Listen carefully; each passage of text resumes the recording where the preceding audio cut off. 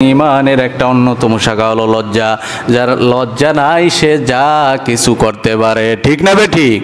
বিশেষ করে যেই পুরুষের লজ্জা নাই যে কোনো গুনার কাজের মধ্যে যাবে, যেই নারীদের লজ্জা নাই দেখবেন অর্ধুলঙ্গ হয়ে বেহায়াপনা করে তারা বিভিন্ন জায়গায় ঘোরাফেরা করে, আছে না নাই? আর যাদের লজ্জা আছে, ইমানের 20 নম্বর শাখা হলো সতর ঢাকা। তারা টোটাল সতরটাকে ঢেকে তারা যদিও প্রয়োজনে বের হয়, তারা কিন্তু সতর ঢেকে বের হবে। তাদের হাতের আঙ্গুলি পর্যন্ত দেখা যায় না, মুখমণ্ডল পর্যন্ত দেখা যায় না, পায়ের পাতা পর্যন্ত দেখা যায় না, ঢিলা ঢালা পোশাক পরে, ঠিক না বেঠিক? ভাইয়ের আমার, এরপর ইমানের 21 নম্বর শাখা হলো কসম করলে সেটাকে পুরা করা।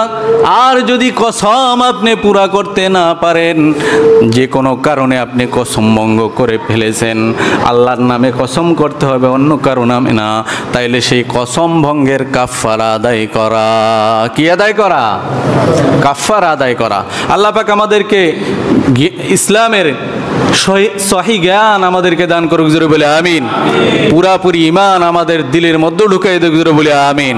সম্মানিত হাজিরিন, আমি গত ঈদের আলোচনায় আমি বলেছিলাম, সেখানে একটা ওই পাশের গ্লাসের কথা একজনে দিয়েছেন, তো হয়তো 4 থেকে 5,000 টাকার মতো লাগবে।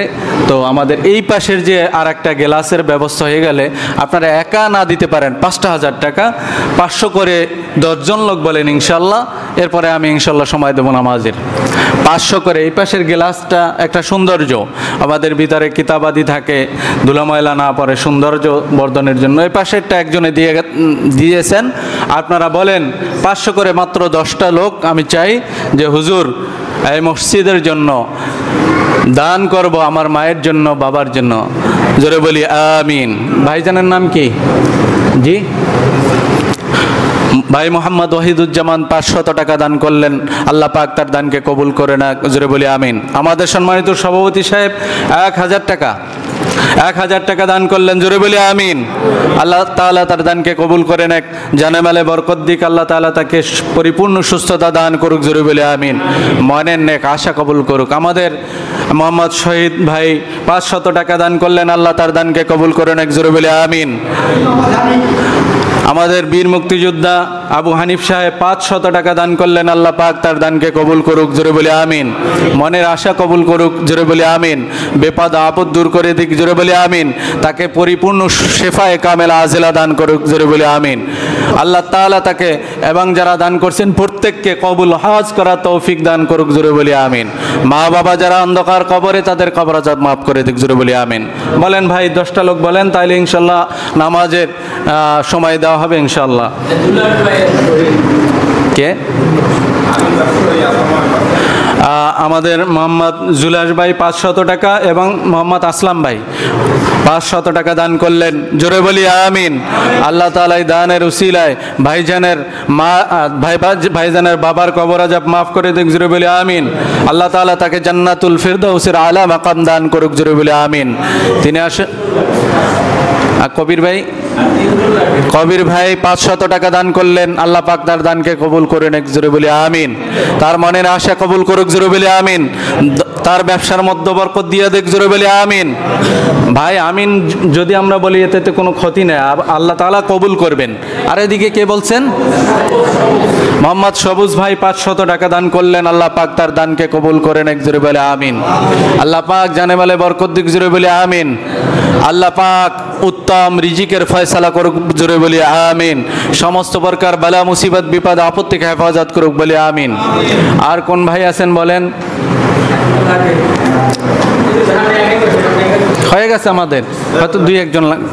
আমাদের আনোয়ার ভাই 500 টাকা দান করলেন, আল্লাহ পাক তার দানকে কবুল করে নেক, জোরে বলি আমিন। আরও যদি কেউ দিতে চান নাম লেখাইতে পারেন, সমস্যা নাই, কারণ মেস্তুরি খরচও তো আছে। তো আমরা বেশি বেশি দান করার চেষ্টা করব এবং সব সময় আমরা চেষ্টা করব জামাতের সাথে নামাজ আদায় করার। আখিরি দাওয়ানা আলহামদুলিল্লাহি রাব্বিল আলামিন। আসসালামু আলাইকুম ওয়া রাহমাতুল্লাহ।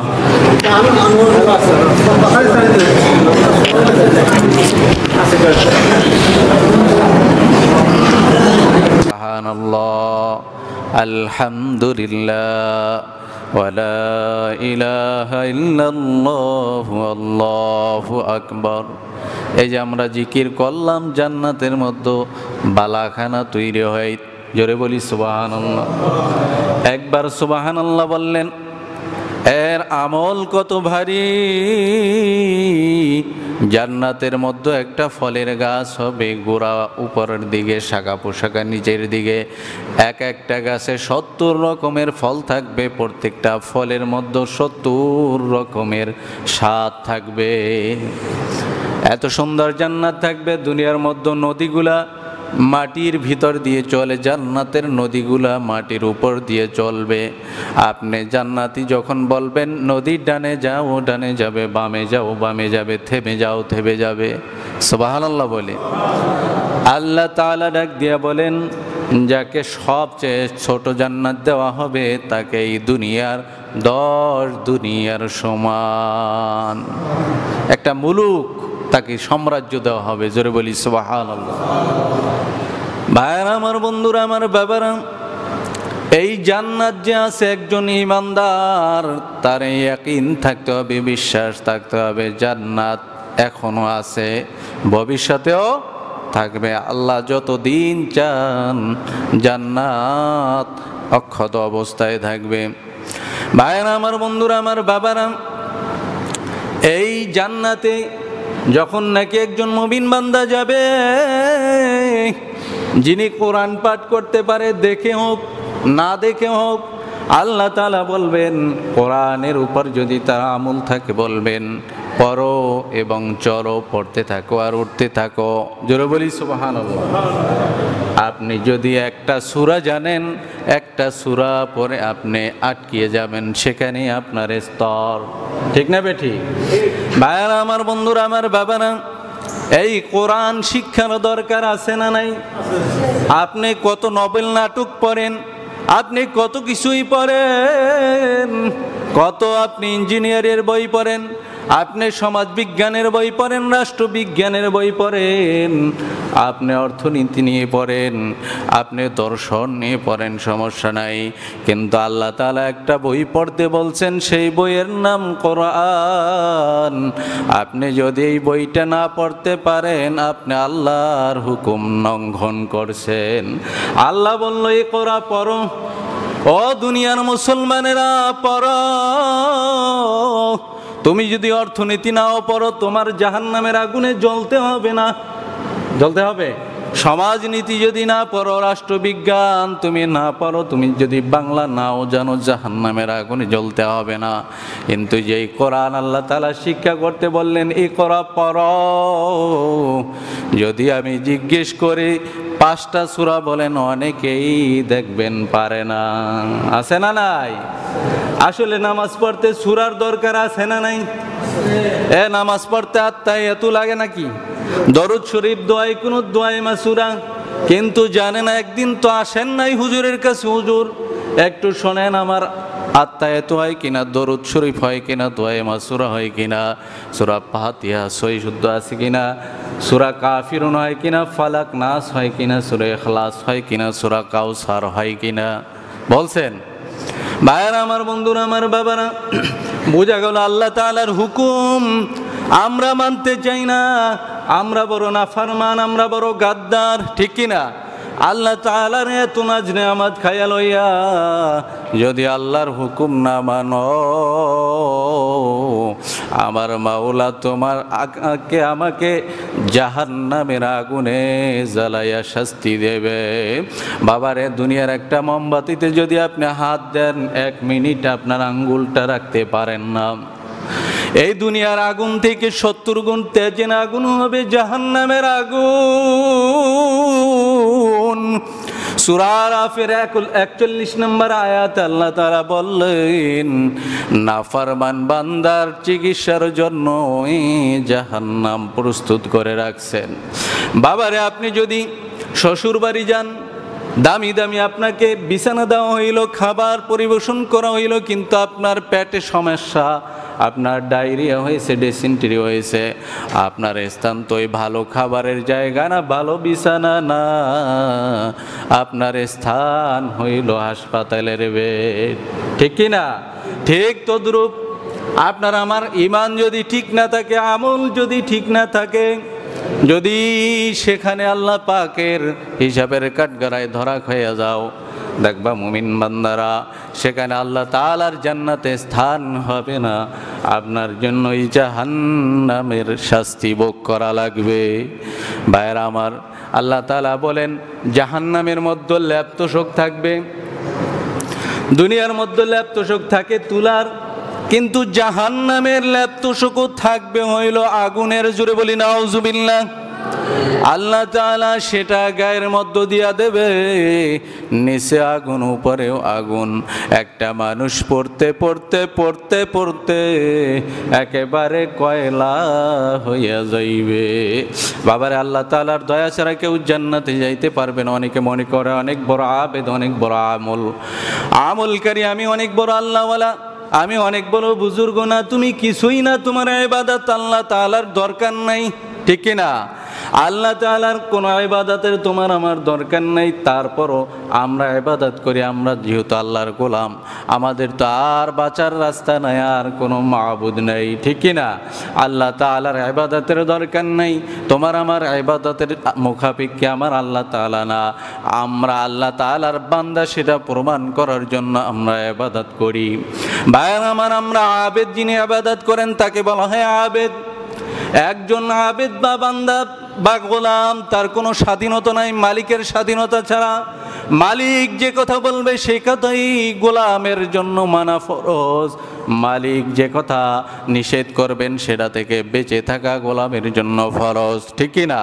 ভাইরা আমার, একজন জাহান্নামী, সব শেষে যেই জাহান্নামীকে বের করা হবে অনেক কান্না করতে থাকবে।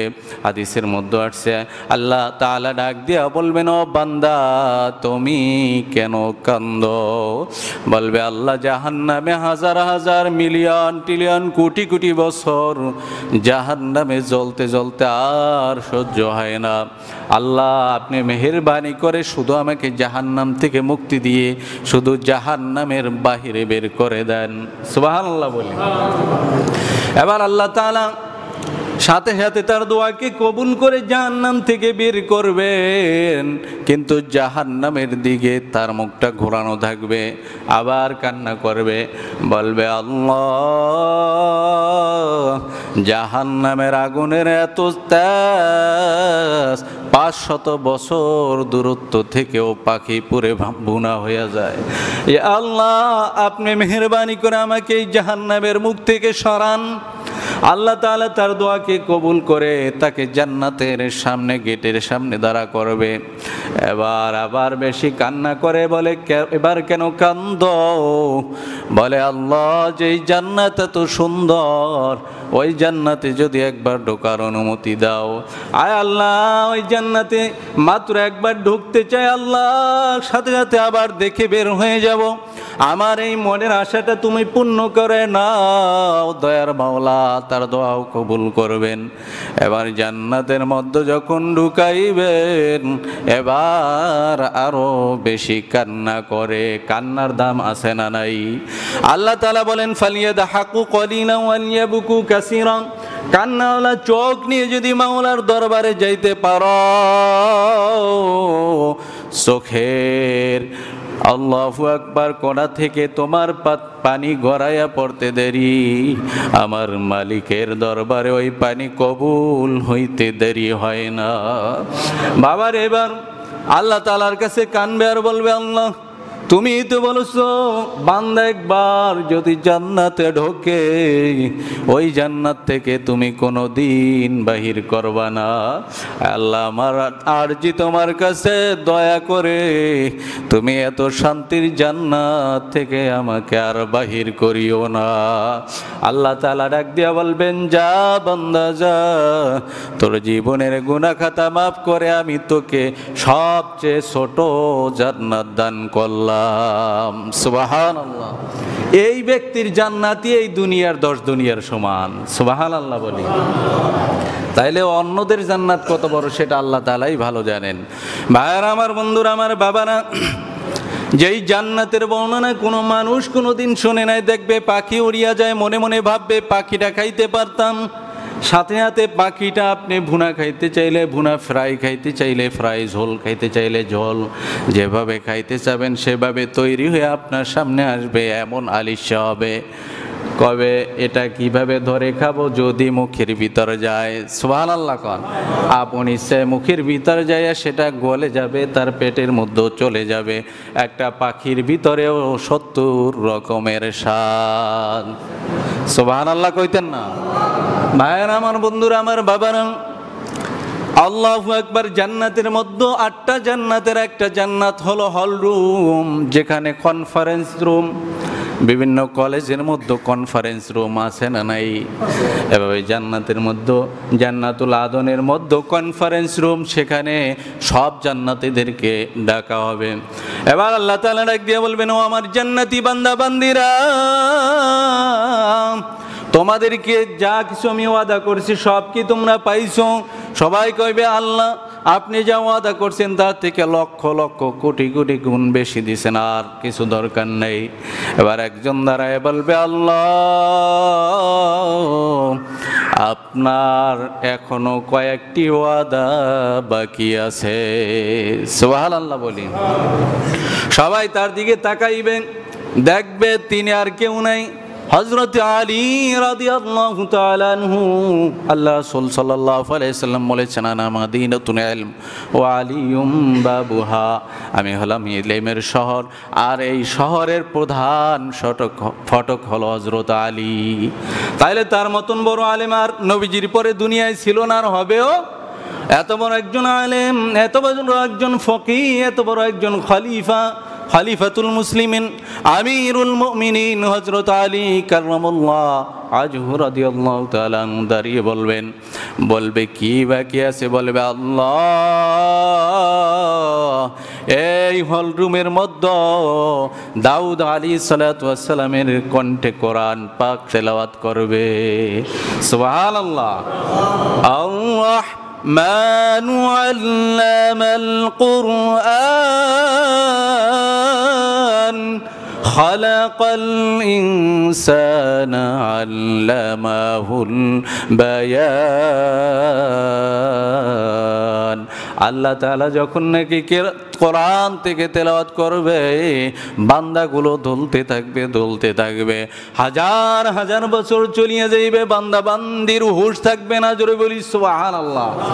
কতদিন এভাবে বেহুশ অচেতন অবস্থায় থাকবে আল্লাহ ভালো জানে। এরপর আল্লাহ তাআলা হঠাৎ করে সুর বন্ধ হয়ে যাবে, বান্দাদের হুঁশ ফিরে আসবে, বলবে আর কোনো পাওনা আসেনি। এবার ডাক দিয়া বলবে, আল্লাহ তোমারে একটু দেখতে চাই। জান্নাতে আমরা আল্লাহকে দেখতে চাই কিনা? কারা কারা চাই? আল্লাহু আকবার। আল্লাহ কবুল করুক, জুড়ে বলি আমিন। আল্লাহ তাআলা বলে, নূরুন আলা নূর। আল্লাহ তাআলা সেদিন জান্নাতের, আল্লাহু আকবার, জান্নাতীদের সামনে আসবেন 70,000 নূরের পর্দা, এক একটা পর্দা থেকে দ্বিতীয় পর্দা। আল্লাহু আকবার। ইমাম গঙ্গোহী রহমাতুল্লাহ আলাইহি বলেন, 500 বছরের রাস্তা, কোনো বান্দার সাধ্য নাই সেই পর্দাকে ভেদ করে আল্লাহ তাআলার সাথে সাক্ষাৎ করা। কিন্তু আল্লাহ তাআলা মুহূর্তের মধ্যে তার কুদরতে 70,000 নূরের পর্দা উঠাইয়া একটা ঝলক দিবে। সুবহানাল্লাহ বলি। নূরুন আলা নূর। বান্দা দেখবে ডাইনে নূর, বামে নূর, সামনে নূর, পিছনে নূর, চতুর্দিকে নূরে ঝলমল করতে থাকবে। এভাবে বান্দা হাজার হাজার লক্ষ কোটি বছর অচেতন হয়ে থাকবে, কোনো খবর থাকবে না। জোরে বলি সুবহানাল্লাহ। ভাইরা আমার, বন্ধুরা আমার, বাবারা, আল্লাহু আকবার। ইমানের 15 নম্বর শাখা হলো আল্লাহ এবং তার রাসূলের প্রতি ভালোবাসা, অকৃত্রিম ভালোবাসা, যেটার মধ্যে কোনো কৃত্রিমতা নাই, কোনো দেখানোর বিষয় নাই। আল্লাহ এবং আল্লাহ রাসূলকে যতক্ষণ পর্যন্ত আপনি আর আমি, আপনার আমার জীবন, ছেলে মেয়ে, বাবা মা, আত্মীয় স্বজন, ধন সম্পদ সব থেকে বিশ্বনবী এবং আল্লাহকে বেশি ভালোবাসতে না পারবেন, ততক্ষণ পর্যন্ত মুমিন হতে পারবেন না। আল্লাহ রাসূল সাল্লাল্লাহু আলাইহি সাল্লাম ডাক দিয়ে বলেন, ওমর, হে ওমর, তুমি আমি রাসূলকে কতটুকু ভালোবাসো? বলেন, আমার মাতা পিতা আপনার উপর আল্লাহ এবং আল্লাহ রাসূলের জন্য কোরবান হোক, আমি আমার মাতা পিতা ছেলে সন্তান সব থেকে বেশি আপনাকে মহব্বত করি, কিন্তু জীবনের থেকেও বেশি মহব্বত করতে পারি নাই। ওমর রাদিয়াল্লাহু তাআলা আনহুকে একটা ধমক দিলেন আর বললেন, হে ওমর, যতক্ষণ পর্যন্ত আমি নবীকে তুমি তোমার জীবনের থেকেও বেশি প্রিয় ভালোবাসতে না পারবে, মুমিন হতে পারবে না। এই যে ধমক দেওয়ার সাথে সাথে ওমর রাদিয়াল্লাহু তাআলা আনহুর ভিতরে পরিবর্তন চলে আসলো, এটাকে বলা হয় তাওয়াজু। কি বলা হয়? ভাইয়ের আমার সাথে সাথে ওমর রাদিয়াল্লাহু তাআলা আনহু বলতেছেন, ইয়া রাসূলুল্লাহ, ইয়া হাবিবাল্লাহ, সেই সত্তার কসম যার হাতে আমার জান, এখন তো আমি আমার দিলের দিকে তাকায়া দেখতেছি আমার জীবনের থেকেও আপনাকে বেশি ভালোবাসি। সুবহানাল্লাহ কর। ভাইয়ের আমার, ভারতের মধ্যে একজন লেখক, তিনি একটা বই লিখেছিলেন, নাম রঙ্গিলা রাসূল। জোরে বলি নাউজুবিল্লাহ। আমাদের নবীর চরিত্র নিয়ে ওই নাফরমান বদমাইশ কটূক্তি করে একটা বই লিখেছে। সারা ভারতে সেটা নিয়ে তোলপাড়, বড় বড় আলেমেরা বিবৃতি দেয়। শুধু এতটুকুই ক্ষান্ত, সাধারণ গুজরাট থেকে দুইজন মুসলমান রাজমিস্ত্রি করে কাজ করে, রাজমিস্ত্রি যুবক রওনা দিয়েছে, বহুদূর হেঁটে এসেছে, গাড়িতে এসেছে। এরপরে যখন নাকি আসিয়া ওই বদমাইশ লেখককে পুরস্কার দেওয়ার জন্য ফুলের তোড়া নিয়া গোপনে সেখানে ছুরি নিয়ে হাজির হয়ে গেল। এবার তাকে ফুলের তোড়া দেয়, আর সাথে সাথে দুই ভাই উপরুজুপুরি ওই আল্লাহর রাসূলের দুশমনকে হামলা করে দুই ভাই মিলে ওই আল্লাহর রাসূলকে হত্যা করলো, কতল করলো। জোরে বলি নাউজুবিল্লাহ। ভাইরা আমার, যখন নাকি কোর্টে মামলা উঠল, বড় বড় উকিল, বড় বড় অ্যাডভোকেট ব্যারিস্টারেরা বলতেছে, ও মুসলমান যুবক, তুমি বলো যে আমার মাথা ঠিক ছিল না, আমি পাগল, ওই সময় আমার মাথায় সেন্স কাজ করে নাই, ভুলবশত হত্যা করেছে। বিভিন্ন তারা পরামর্শ দেয়, কিন্তু এই রাত্রে আল্লাহু আকবার, ওই আল্লাহর দুই বান্দা স্বপ্ন দেখে বিশ্বনবী হাজির। ডাক দিয়া বলতেছে, ও আমার খাঁটি উম্মত, ও আমার প্রিয় উম্মত, তুমি কিসের চিন্তা করো? তুমি আগামীকাল এসে আমি নবীর সাথে সাক্ষাৎ করবে। সুবহানাল্লাহ। স্বপ্ন দেখেছে। এবার সব উকিলেরা শিখাই দিল, কিন্তু কাঠগড়ায় দাঁড়ায় বলে, আমি এই নাফরমানকে হত্যা করেছি। সুবহানাল্লাহ বলি। সবাই উকিল আচার্য বলে, তোমাকে বাঁচানোর জন্য এত পন্থা বাতলাইলাম, তুমি কেন স্বীকার করলে? বলে, আমার দয়ার নবী হাজির হইয়া ডাক দিয়া বলে, ও যুবক, যদি আমি নবীকে মোহাব্বত করো, জীবনের মায়া করিও না। সুবহানাল্লাহ। ভাই আমার, আল্লাহ এবং আল্লাহর রাসূলের মোহাব্বত যদি সব থেকে বেশি দিলের মধ্যে ঢুকাইতে পারো, বুঝতে হবে আপনি আমার ইমানের পরিপূর্ণতা আছে। আর যদি আল্লাহর নবীর এবং আল্লাহর মোহাব্বত দিলে না থাকে, ইমান পরিপূর্ণ হবে না। ইমানের 16 নম্বর শাখা, আল্লাহ তাআলার রহমতের আশা করা। যত বড়ই আপনি গুনাহ করেন না কেন, আল্লাহ পাকের নাফরমান হন না কেন, আল্লাহ তাআলা বলেন, লা তাকনাতু মির রাহমাতিল্লাহ, আমি আল্লাহর রহমত থেকে নৈরাশ হইও না। এক ভূত পূজক সারা জীবন ভূতকে সনাম বইলা ডাকে, ভূতের পূজা করে। ভূত কোনোদিন তার পূজায় সাড়া দেয় না। যখন নাকি তার দিলের মধ্যে আল্লাহ তাআলার ভয় এসে গেছে, সঠিক তাওহীদের পরিচয় পাইল, এরপর আল্লাহ তাআলার কাছে কান্না করে। এবার গায়েবী আওয়াজ আসলো, বৃদ্ধ, যতই তুমি কান্দো, আমি মাওলা তোমাকে ক্ষমা করব না। বাবার এবারে একবার, দুইবার, তিনবার আওয়াজ, তারপরে বৃদ্ধ আল্লাহর দরবার ছাড়ে না।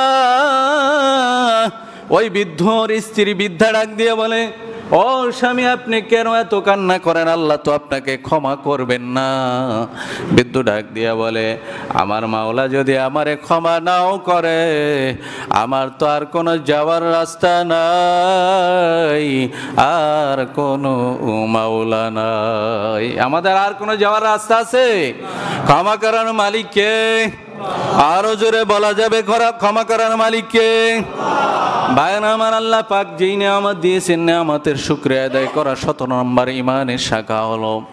আপনাকে যতটুকু দিয়েছেন ওর মাধ্যমেই আল্লাহ তাআলা আপনাকে পরীক্ষা করবেন। বড় লোককে যাকে ধন দিয়েছেন সেটা দিয়েই পরীক্ষা করবেন। আপনাকে আল্লাহ তাআলা কম অর্থ দিয়েছেন, আপনি দান সাদকা করতে পারেন না, আপনি 10 টাকা পারেন 10 টাকা দেন, 100 টাকা পারেন 100 টাকা দেন, 50 টাকা পারেন 50 টাকা দেন, 500 পারেন 500 দেন। যিনি 1 লাখ টাকা দান করবেন তাকে সেই পরিমাণ সম্পদ আল্লাহ দান করেছে, আপনি এই সামান্য দান করেও তার সমান সওয়াব অর্জন করতে পারবেন। ভাইরা আমার, মুসা আলাইহিস সালাতু ওয়াস সালাম যায় দেখে কিছু বালিহাঁস, পানির প্রয়োজন। তারা বলে, আল্লাহর নবী মুসা আপনি একটু আল্লাহর কাছে আরজি জানান, তুর পাহাড়ে গিয়ে বলবেন আল্লাহ কবে নাগাদ বৃষ্টি দেবে, আমরা বৃষ্টির জন্য আল্লাহ তাআলার কাছে বৃষ্টি যাই। এবার মুসা আলাইহিস সালাতু ওয়াস সালাম আল্লাহকে দরখাস্ত জানায়, আরজি জানায়। আল্লাহ তাআলা বললেন, ও আমার প্রিয় নবী মুসা তুমি যাইয়া বলো আজ থেকে 40 বছর পরে আল্লাহ তাআলা বৃষ্টি দেবেন। এই কথা যখন হাঁসদেরকে বললেন, এবার হাঁসেরা তাদের ভাষায় বলে আলহামদুলিল্লাহ, জোরে বলি সুবহানাল্লাহ। এবার মুসা আলাইহিস সালাতু ওয়াস সালাম বলে, ও বোকার দল, 40 বছর পরে বৃষ্টি দেওয়ার মানে তোমরা সব মৃত্যুবরণ করবে, তোমাদের এটা রহমত নয় গজব। এবার বলতেছে, ও জামানার নবী মুসা তাতেও তো আমাদের কিছু করার নাই, আমার মাওলা যদি বৃষ্টি 40 বছর পরেও দেয় সেটাও আল্লাহর দয়া।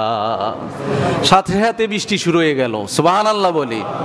এটা হলো শুকরিয়া আদায় করার ফল। আর এক বৃদ্ধা মহিলা ডাক দিয়ে বলে, আমি বড় গরিব, কেন গরিব হই? এবার আল্লাহ তাআলা তাকে জানাই দিলেন ওই মহিলা যেন বেশি শুকরিয়া আদায় করে। এবার কয় আমার কিছুই নাই, আবার শুকরিয়া আদায় করতে কয়। বলার সাথে একটা ঝড় এসে তার ঝুপড়ি ঘর ভাঙ্গিয়া নিয়ে গেল। সুবহানাল্লাহ কর। এই জন্য আপনার যা আছে তাতে শুকরিয়া আদায় করেন, সম্পদের বরকত দেবেন আল্লাহ। ঠিক না বে ঠিক? ভাইয়ের আমার, আর একটা হলো তাওয়াক্কুল। তাওয়াক্কালতু আলাল্লাহ, যে কোনো কাজে আল্লাহর উপর ভরসা রাখা, না চাকরির উপর না ব্যবসায়, একমাত্র আল্লাহ তাআলার উপর ভরসা রাখতে হবে। এটা ঈমানের 17 নম্বর শাখা। ভাইরা আমার, বন্ধুরা আমার, বাবারা, হযরত ওমর রাদিয়াল্লাহু তাআলা আনহু একদিন মসজিদের মধ্যে দেখে কিছু যুবক বৈশা আছে। বলে, কেন তোমরা কাজের জন্য বের হও না? কয়, আমরা আল্লাহর উপর তাওয়াক্কুল করছি, আমরা আর কাজ বাজ করবো না, মসজিদে থাকবো আর ইবাদত করবো। নাউজুবিল্লাহ বলেন। আল্লাহ তাআলা এই তাওয়াক্কুল করতে কইছে। আপনার কাজের বেলায় কাজে বের হতে হবে। আপনি ফজরের নামাজের পরে আপনার কাজের জন্য বের হয়ে যান। ইসলামে এমন শিক্ষা দেয় নাই বাবা ছেলের কান্দে ভর করে খাবে, সেটা বলা হয় নাই। বাবাও যতদিন তার ক্ষমতা আছে সে কাজ করে চলবে, সন্তানও সে কাজ করে চলবে, ঠিক না? ভাইয়েরা আমার, বন্ধুরা আমার, বাবারা, এরপরে আল্লাহু আকবার, আল্লাহ ওমর রাদিয়াল্লাহু তাআলা আনহু বলতেছেন, তোমরা মসজিদ থেকে বের হও, তোমরা কাজে বের হয়ে পড়ো, তাওয়াক্কুল এটা না। এমন বিপদে তুমি পড়ছো যেটার থেকে বাঁচানোর উপায় আর কেউ নাই, কে? আল্লাহ। সেখানে তুমি তাওয়াক্কুল করবা। ভাইয়েরা আমার, ঈমানের 18 নম্বর শাখা হলো দোয়া করা। কি করা? তিরমিজি শরীফের 2 নম্বর খণ্ড 66 নম্বর পৃষ্ঠার মধ্যে এসেছে, বেশি বেশি দোয়া করা। দোয়া হুয়াল ইবাদা, দোয়া হলো ইবাদতের মূল। আমরা নিজে দোয়া করব, অপরের জন্য দোয়া করব, বিশেষ বিশেষ সময়ের দোয়া করব।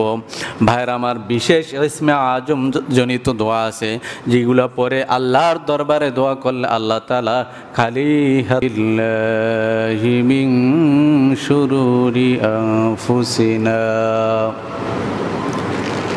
ومن سيئات أعمالنا من يهد الله فلا مضل له ومن يضلله فلا هادي له ونشهد أن لا إله إلا الله وأشهد أن سيدنا وسندنا وحبيبنا وطبيبنا ومولانا محمد صلى الله عليه وعلى آله وأصحابه وبارك وسلم. وقال تعالى في كلامه المجيد وفرقانه الحميد: أعوذ بالله من الشيطان الرجيم. بسم الله الرحمن الرحيم. يا أيها الذين آمنوا وقال تعالى: أعوذ بالله من الشيطان الرجيم. بسم الله الرحمن الرحيم. إن الصلاة تنهى عن الفحشاء والمنكر. وقال تعالى في شان حبيبه: إن الله وملائكته يصلون على النبي يا أيها الذين آمنوا صلوا عليه وسلموا تسليما. اللهم صل على سيدنا ونبينا وشفيعنا وحبيبنا ومولانا محمد صلى الله عليه وعلى آله وأصحابه وبارك وسلم. اللهم صل على سيدنا ونبينا وشفيعنا وحبيبنا ومولانا محمد صلى الله عليه وعلى آله وصحابه وبارك وسلم. بلغ العلا بكماله كشف الدجى بجماله حسنت جميع خصاله صلوا عليه وآله एके हर कोई बंदा करे एके बदले उसामुल में 10 मिले कुजाई ए आखिर महबूब कुजाई जेहाले मन चुनी गाफिल चिराई। আলহামদুলিল্লাহ, আল্লাহ পাক রব্বুল আলমিনের দরবারে লাখো কোটি শুকরিয়া যে মহান রব্বুল আলমিন আপনাকে আমাকে এই ফিতনা ফাসাদের জামানায় দুনিয়াবি কাজকর্ম থেকে বিরত রেখে জান্নাতের বাগান বেহেশতের বাগানে আসার তৌফিক দান করেছেন। সে মহান বাড়ি তালার দরবারে সকলে একবার কালিমাতু শুকর আদায় করি আলহামদুলিল্লাহ। সম্মানিত হাজিরিন, আলোচনার বিষয় ছিল ইমানের ৭৭টি শাখা। গত ঈদের আলোচনা ইনশাআল্লাহ 10 থেকে 11টি শাখা নিয়ে আলোচনা করেছি। এখন ইনশাআল্লাহ 10 থেকে 11টি শাখা নিয়ে আলোচনা করব ইনশাআল্লাহ। সম্মানিত হাজিরিন, ইমানের শাখাগুলো আমাদের জানার দরকার আছে না নাই? ইমানের যে ৭৭টি শাখা, কোনো একটি শাখা যদি আমাদের ঘাটতি থাকে আমরা পুরোপুরি ইমানদার বা মুসলমান হইতে পারি নাই। আল্লাহ তাআলা বললেন, ইয়া আইয়ুহাল্লাযীনা আমানু উদখুলু ফিস-সিলমি কাফা, ও ইমানদার বান্দাবান্দিরা তোমরা ইসলামের ভিতরে পুরাপুরি ঢোকো। তার মানে ইসলামের পুরাপুরি বিধিবিধান মানার দরকার আছে না নাই? যদি থাকে তাইলে পুরি ইমানদার হতে হবে, পুরাপুরি মুসলমান হতে হবে। কারণ আল্লাহ তাআলা বলতেছেন, ইয়া আইয়ুহাল্লাযীনা আমানু আমিনু, হে ইমানদারগণেরা তোমরা ইমান আনার মতন ইমান আনো। এই জন্য আমাদের ইমানকে পাকাপোক্ত করতে হবে, আমাদের ইমানকে মজবুত করতে হবে। আমাদের ইমানকে পাকাপোক্ত এবং মজবুত করে আল্লাহ পাক তৌফিক দান করুক, জোরে বলি আমিন। ইমানের 12 নম্বর শাখার নাম হলো নামাজে পাবন্দ হওয়া। নামাজে কি করা? পাবন্দ হওয়া, নামাজ কায়েম করা, সালাত কি করা? কায়েম করা, এবং নিজেও সালাত আদায় করার চেষ্টা করা, আর সামাজিকভাবে রাষ্ট্রীয়ভাবে সালাত কায়েম করার চেষ্টা করা। ভাইরা আমার, সৌদি আরবে দেখবেন নামাজের সময় হলে দোকানপাট বন্ধ হয়ে যায়, ঠিক কি না? কারণ সেখানে কোরআনের শাসন কিছুটা হলেও চালু আছে। সুতরাং কোরআনের শাসন যতক্ষণ পর্যন্ত রাষ্ট্রীয়ভাবে কায়েম না হবে ততক্ষণ পর্যন্ত আপনি সালাতকে কায়েম করতে পারবেন না। যতই আপনি বড়জোর আপনার পরিবারে কায়েম করতে পারেন, সমাজে পারবেন না। সমাজে পারলে আপনি দেশের জেলা বা থানা লেভেলে সমস্ত জায়গার মানুষকে আপনি নামাজের দিকে আনতে পারবেন না। সম্মানিত হাজিরিন, এই জন্য নামাজ থেকে শিক্ষা নেওয়া। নামাজকে ইন্নাস সালাতা তানহা আনিল ফাহশাই ওয়াল মুনকার, নামাজ সমস্ত খারাপি কাজ থেকে বিরত রাখে। ফাহশা এবং মুনকার, দুই ধরনের খারাপ কাজ, দোনো ধরনের খারাপ থেকে বিরত রাখে নামাজ। এই জন্য নামাজের গুরুত্ব আছে না নাই?